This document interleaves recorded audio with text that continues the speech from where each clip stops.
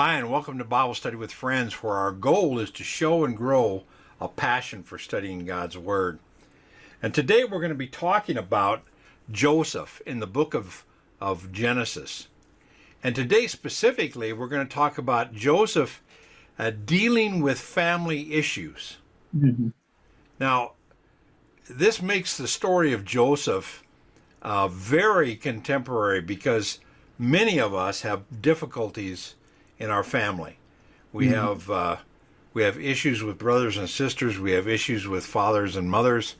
There are a myriad of family things that we have to deal with, especially those of us who are Christians who perhaps don't have Christians for our parents and family. And we're going to be talking a lot about that when we come back.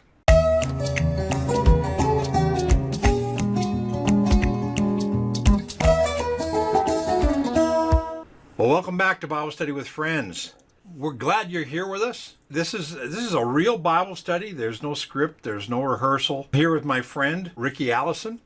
And Ricky and I are going to be continuing in our overview of the book of Genesis. Now, one of the reasons we're going to slow down here a little bit, and probably for the next 2 weeks or maybe even a little bit more, we're going to talk about Joseph. Joseph is, if it could be argued that Joseph is the major character in the book of Genesis.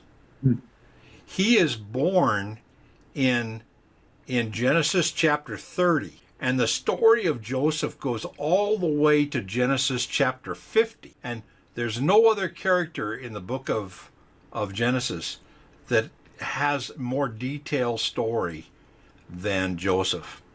And I think it's going to be a benefit to us to slow down a little bit and look carefully at Joseph's story and how it applies to us and what we can learn the story of Joseph.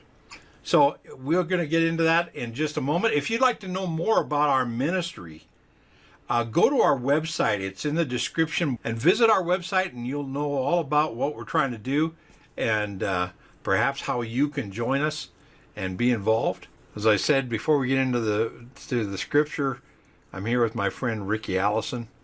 How you doing, Ricky? Doing great. Good to be with you. I've really enjoyed this overview of Genesis, Yeah, definitely.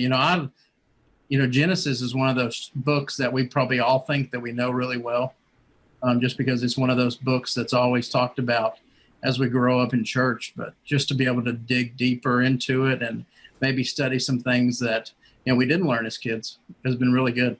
Yeah, and also it's easy to have these Bible stories that perhaps some of us have grown up with, and they're disjointed. We a lot of people, they can't place where is Joseph in comparison to Noah, or where is Jacob in comparison to Isaac. A lot of these stories get kind of jumbled up in our minds.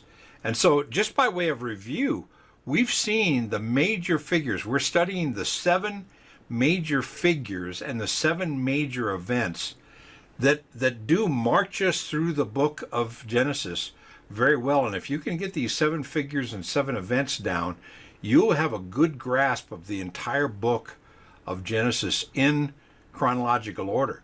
So we started out with the first major figure is God. And the first major event was creation. And then we went to, remember who? Adam and Eve. And the major event was the fall. The fall. Yep. Right? And then we went to the next major figure in the book of Genesis was Noah. And the major event was the flood. Mm-hmm. Then we went to the first patriarch, and that is Abraham. And the major event was the covenant. The Abrahamic Covenant. God promises to be special to Israel and to treat Israel special. And then Abraham's long-awaited son is Isaac. He's the next major character and next major patriarch. And I picked an interesting main event for Isaac in that it's the sacrifice of Isaac, or the almost sacrifice of Isaac, Right. and that Abraham was called upon to sacrifice Isaac. And the reason it's a major event for Isaac was he voluntarily went along with it. Yeah. And it was a lot like Jesus' sacrifice. So then after we have Isaac and the sacrifice, then we have the last patriarch, which is Jacob. And we talked to him about him last week. We talked about Jacob, the swindler, and the major event for him that I chose. Now, there's a lot of events for Jacob, Yeah. but the major event I chose was the wrestling with the angel, because that event was a turning point in his life where his name was changed to Israel, and we see a different Jacob in the person of Israel. Let's pick up in the story of Joseph in the book of Genesis. And Joseph is born in chapter 30, and he progresses. He is the late born. He's born of his mother Rachel. She had been, I think, most of the other brothers are born from a different mother, and I just went blank on what the mother's. Leah. Leah, yeah. Leah. So immediately we have Joseph, and then there is another son born to Rachel. In fact, the second son, she dies in childbirth. Right. So what we have here is a classic case of stepbrothers. I don't know about you, but I have had a stepbrother and a stepsister, and that could set up a completely different family dynamic, and we're going to be talking a little bit about that and the issue between the stepbrothers and Joseph, and even Joseph and Benjamin, but specifically Joseph. We're going to jump to the story, and we're going to talk about a question real quick as our kind of launch to our discussion, Ricky. Go to chapter 37, starting at verse 4. And let's go to that together. And I want us to read from verse 4 down to verse 11 with this in mind. We're going to, after we read this, we're going to ask the question, what did Joseph do wrong? A lot of teaching is Joseph was this fantastic figure in the scriptures, and he was. There's really no sin that Joseph commits that is like so many of the others that commit sins. Joseph is pretty stalwart that way. Yeah. But it doesn't mean that he didn't do some things wrong. Mm-hmm. And I want us to read from verse 4 down to verse 11, and then we'll come back and talk about it. His brothers saw that their father loved him more than all his brothers, and so they hated him and could not speak to him on friendly terms. Then Joseph had a dream, and when he told it to his brothers, they hated him even more. He said to them, "Please listen to this dream which I have had. For behold, we were binding sheaves in the field, and lo, my sheaf rose up and also stood erect, and behold, your sheaves gathered around and bowed down to my sheaf." Then his brothers said to him, "Are you actually going to reign over us? Or are you really going to rule over us?" So they hated him even more for his dreams and for his words. Now he had still another dream and related it to his brothers and said, "Lo, I have still another dream. And behold, the sun and the moon and 11 stars were bowing down to me." He related it to his father and to his brothers, and his father rebuked him and said to him, "What is this dream that you have had? Shall I and your mother and your brothers actually come to bow ourselves down before you to the ground?" His brothers were jealous of him, but his father kept saying in his mind. All right. Kept the saying. Kept the saying, yeah. He kept thinking about it. Right. Now, I want to go back and see some things here, and we're going to march through this a little bit, but I want us to go back and talk about this because this is an issue in so many families. What's the first thing you see in the family? That it seems like Jacob loves Joseph more than the other sons. So you see a favoritism. Yeah. You know, speaking to the fathers, it's so important that we be careful not to love one child more than the other children. Yeah. There's a great verse. I think it's in Galatians or Colossians. I can't remember, but it says, "Fathers, do not exasperate your children." Mm-hmm. And I think it's so easy for us to exasperate our kids when we overtly show favoritism of one child over another. Now, if we love one child in a special kind of love and relationship, okay. But it's important, I think, for us not to set up this dynamic of this family envy and jockeying amongst the kids. Now we have the second to the youngest. Benjamin is the youngest. Joseph is the second youngest. And then we have 10 stepbrothers. Yep. Who are basically, well, they're not stepbrothers as much as they're half brothers, right? Yes. Same father, different mother. But there's this dynamic of the older brothers and the second to the youngest, who has a gift from God in his dreams. We're going to see that come out in his life. Right. And those of us who know the story will read this and will go, well, yeah, the dream comes true and everything like that. Right. But look at the dynamic and let's ask the question, what did Joseph do wrong? Did he do anything wrong? So we see this first dynamic of there was favoritism in the family and there was family envy between the brothers, and even a little chastisement from the father saying to Joseph, this dream you had is far-fetched. So let's talk about this, Ricky. Yeah. What did Joseph do wrong? Do you see that he did anything wrong? He's kind of like that kid who gets a bunch of incredible toys and gets to go on these elaborate vacations, at your school. And all he does is brag about it and talk about it and just runs his mouth about it. That's not in and of itself terribly wrong, but, it's just not a great thing to do, to really talk about all these great things that you get to do in front of other people. Yep. He's bragging to his brothers that, pretty much living up to the thing that he's the chosen child. Yeah. His dad did give him a special gift. Right. He had that coat of many colors that's so famous. So it was fairly obvious to the other brothers that he was the favored one. And I think what you just said about him was important. You described him as what? Kid. What he did wrong was like a kid. A kid.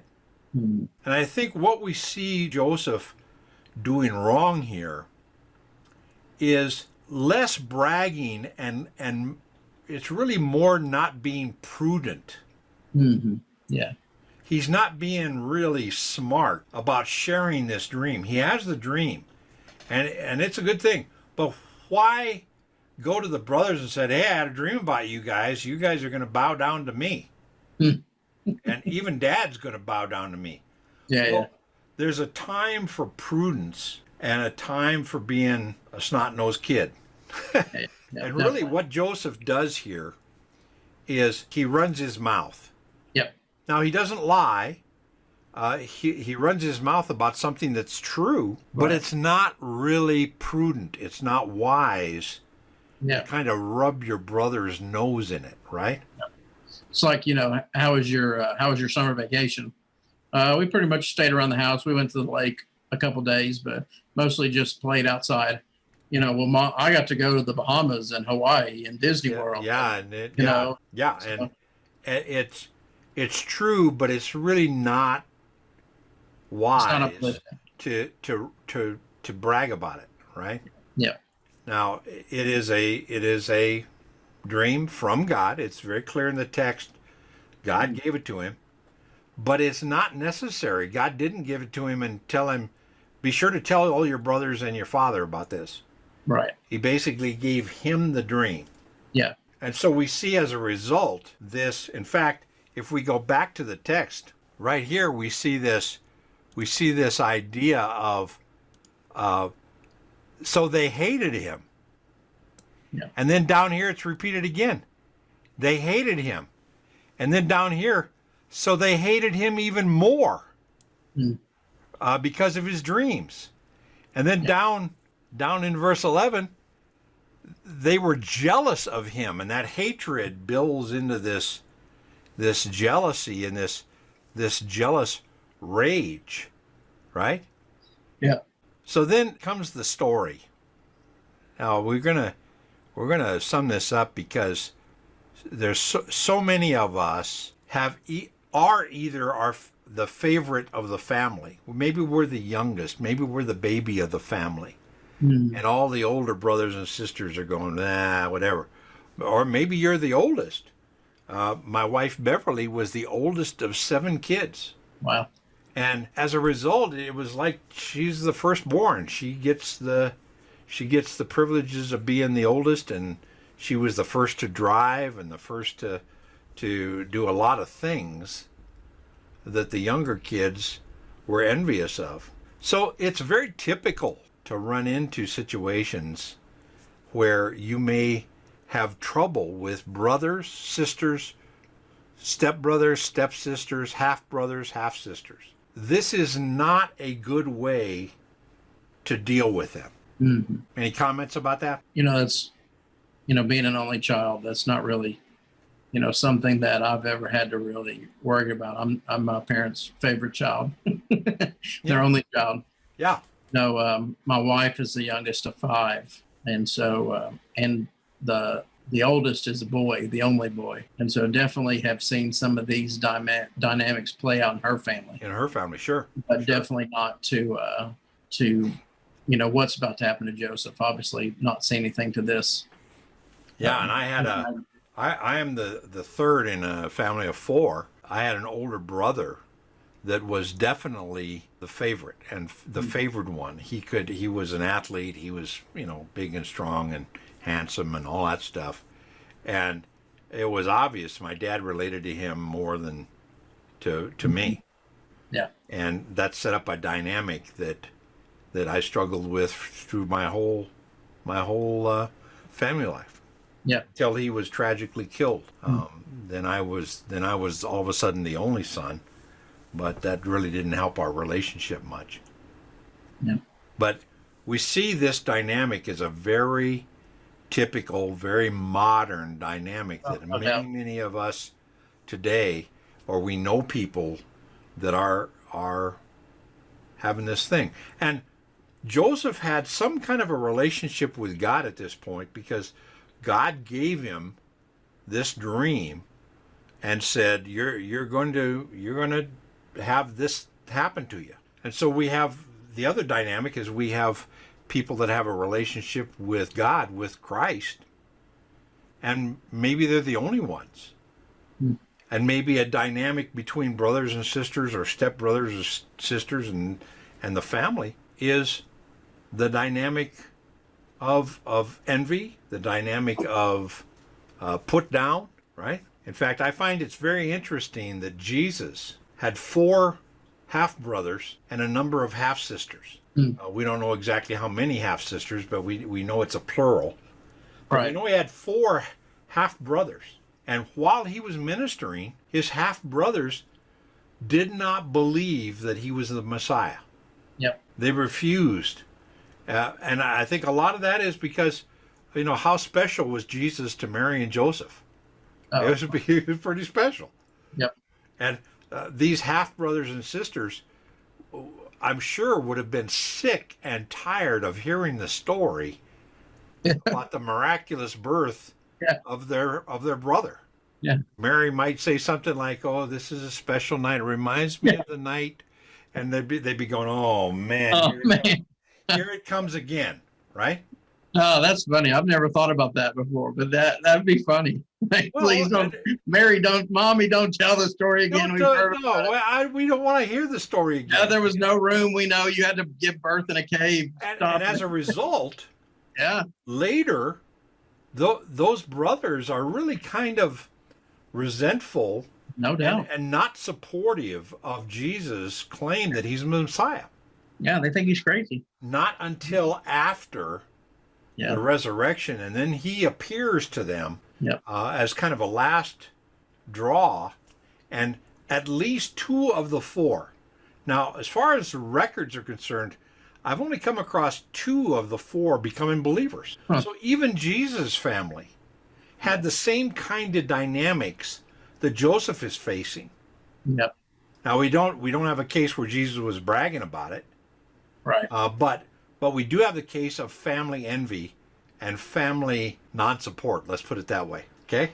So there's some real issues here that Jesus knew about, and Joseph is dealing with. Yep. And the first thing we see is Joseph is kind of naive about his relationship with his half brothers. Yeah, I think that's a good word to describe. I think he's very naive. Yeah. And as a result of his naivete, he gets in trouble with them. Their resentfulness, their hatred towards him grows and grows and grows. And fathers and mothers, if we set up favoritism in the family, we are setting up an opportunity for the brothers and the sisters to be dysfunctional for perhaps the rest of their lives. We're going to see the dysfunction of the 10 half-brothers and even the 11th full brother come to fruition here, because it was even obvious to Benjamin that Joseph was the favorite. So we're going to see this come to fruition. Now, if we jump all the way over, in fact, let's just talk about this, because it's a fairly famous story, and I want to end with this discussion. We have the story after this episode of really naive behavior from Joseph towards his brothers. His brothers go to work. Now, I think it's interesting that the brothers are off working in the fields, and where's Joseph? He's at home. He's back at home. So Rachel is dead at this point. Rachel is dead, but so Joseph is the brothers are working. Yeah. And Joseph is home with Dad. Right? They're playing video games. They're drinking. They're together. Whatever they're doing, he's the favorite. Now, yeah. At one point, Jacob says, "Go to your brothers in the field and check on how they're doing, and come back and report to me." So he's not really being sent in support. Yeah. He's being sent as kind of the spy for Dad. Kind of a supervisor almost. Yeah, come back and tell me how they're doing. Give me a report of how they're doing. So he shows up and, here's the inspector, right? Yeah. That's good. The dad sent. And their response is what? We know this story very well. So what's their response is? I mean, at first they want to kill him. They've had enough of him, and they want him to kill him. And thankfully, is it Reuben? Yeah. Reuben, pretty much saves his life. Says, "Hey, let's not kill him. Let's just throw him in the pit." And then they throw him in the pit, and he'll die in the pit. Yeah. And then one of them has a brilliant idea. Well, wait a minute. But rather than kill him and put him in the pit and even be responsible for his blood, there was a Jewish thing called blood guiltiness, that if you were involved in the death of another, that you were blood guilty. And so they're saying, well, let's kill him, and let's put him in the pit and just let him die. And then one of them says, well, rather than be guilty of killing him, we'll sell him. And two things will happen. Number one, we'll make some money.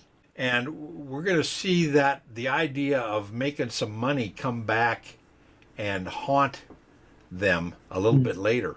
Yeah. But let's make a little money, and we'll sell him as a slave and let the slave masters kill him. Because the idea of he's somewhere, when he's sold into slavery, he's somewhere around 15 to 17 years old. Most of the scholars that I read believe he's fairly young. And he is sold, and the idea of him lasting long under the care of the slavers, right, was probably minimal.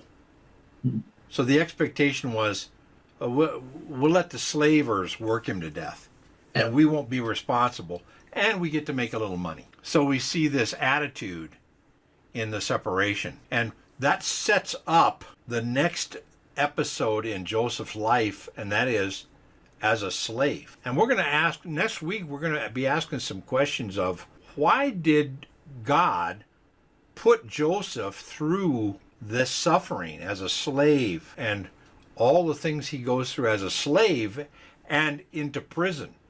Why does God do that to Joseph? And we're going to see an answer to that question when we come back next week. In the meantime, God bless you guys. I hope you enjoyed this. We can relate to this so well. And the warning that we really see is favoritism in the family never works out.